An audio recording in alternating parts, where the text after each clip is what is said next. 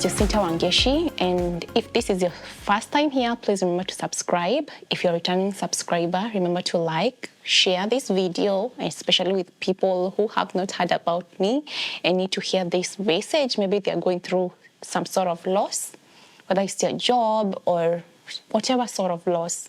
I'm just dedicating the month of March to loss, and if you've watched the previous video, then you understand why March is the month of loss for me.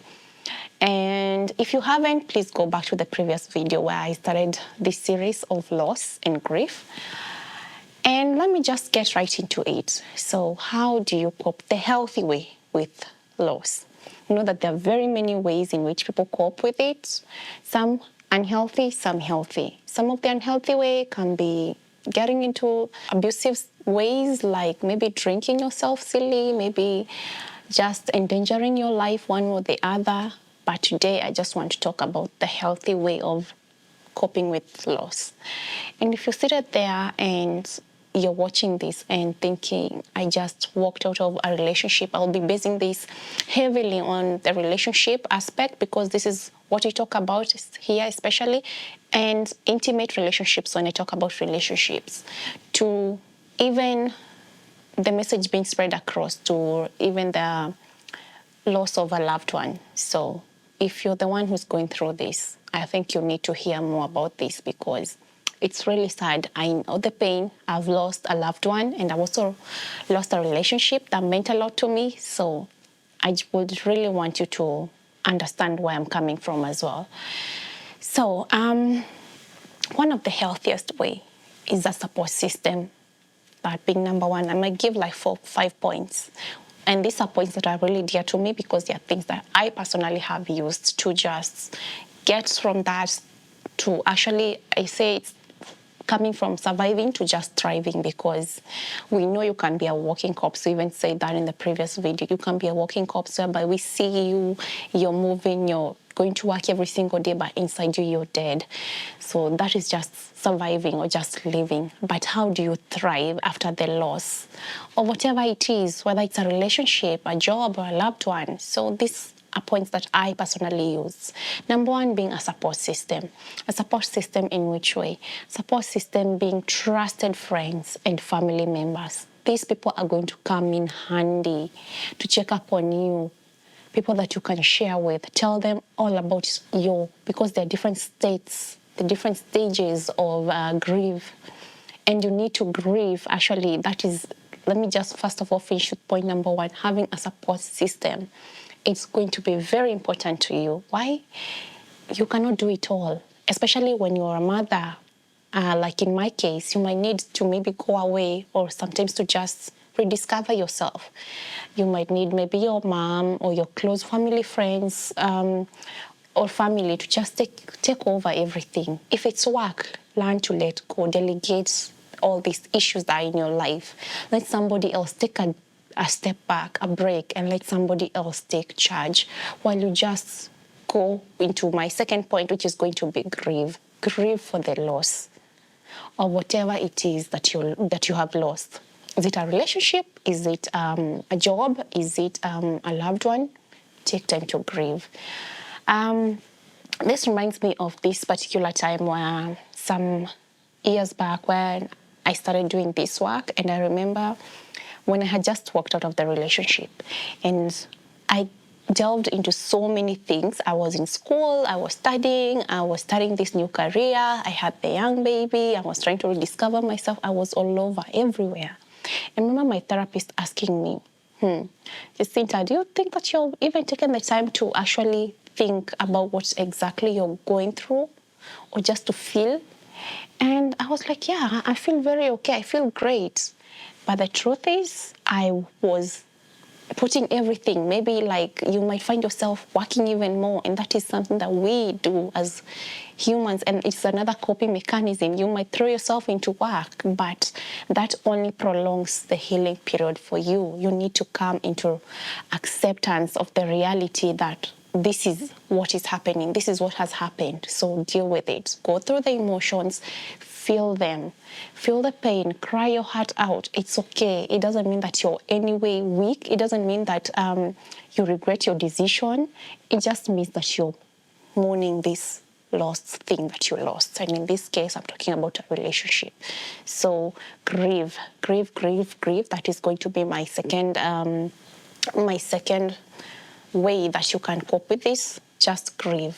You take your time and feel the emotions. Don't get to that point where you feel like you cannot be sad or you cannot cry or you do not want to feel these emotions. Feel them so that you do not have to harbor them, to become bitter, or later on when you think that you're okay, that's when they're coming and they spill over to your job, to your friends, and it's going to be terrible. So remember to grieve.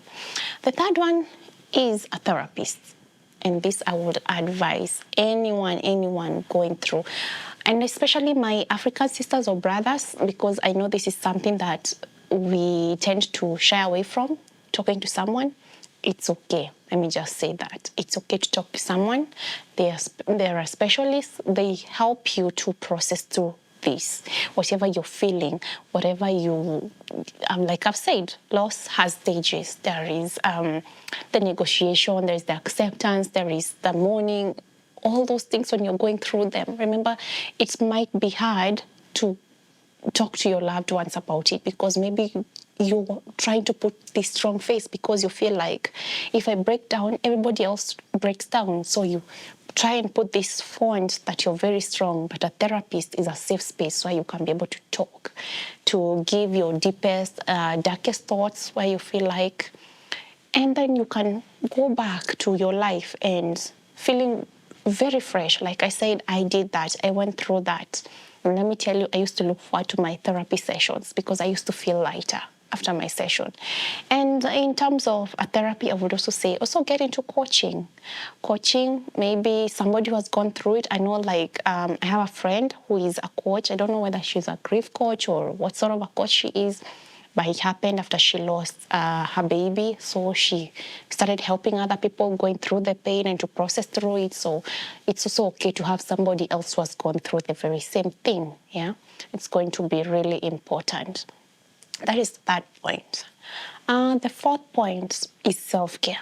Self-care, self-care, self-care. I cannot insist enough on this because I know that when you're going through loss or just those emotions, it feels like the world is coming to a stop. You can be tempted to just draw your curtain, stay in bed and not want to go anywhere, not even want to share, to even shower. But that is the time that you need to exercise self-care. And self-care is start with the basic. Take a shower every single day. Do the curtains, see the light, go out, take walks if possible. Take yourself out, especially if it's a relationship, take yourself out. Discover your hobbies. Discover or reconnect with your friends. Do the things that you know you would have loved doing. Did you ever miss like having yourself, maybe be bought flowers? Buy yourself flowers. Did you at one particular time love chocolates? Buy yourself chocolates. Did you want to buy a certain dress? Or maybe the relationship that you are in, you are always told don't wear jeans. Hey, jeans, now buy them and wear them and enjoy the newfound freedom. So prioritize your self-care.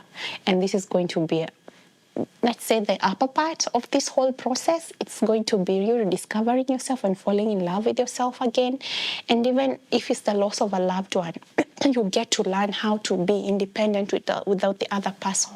I know it's hard, but self-love is going to be a game changer for you. That is going to determine whether you either fall down, fall back, which is either depression, or you pull yourself out from the mess. Yeah, that's very important. That is the fourth point.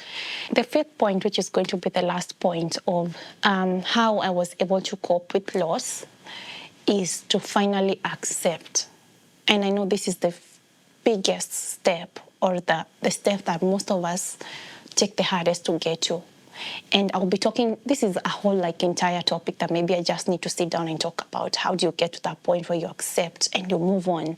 Because you have to. Eventually you'll have to accept what has happened, whether it's your loved one leaving us, they will never come back, or it's you ending a relationship or leaving a relationship. You just have to accept that it's gone and done.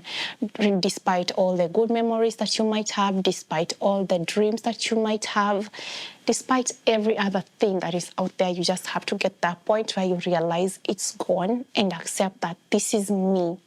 No, stalking your exes, no going through their social medias, no keeping tabs through their friends, no all these things.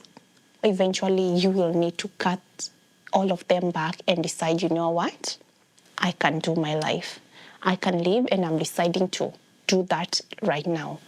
So how do I know that I'm at that space? Because this is a question that I get asked a lot.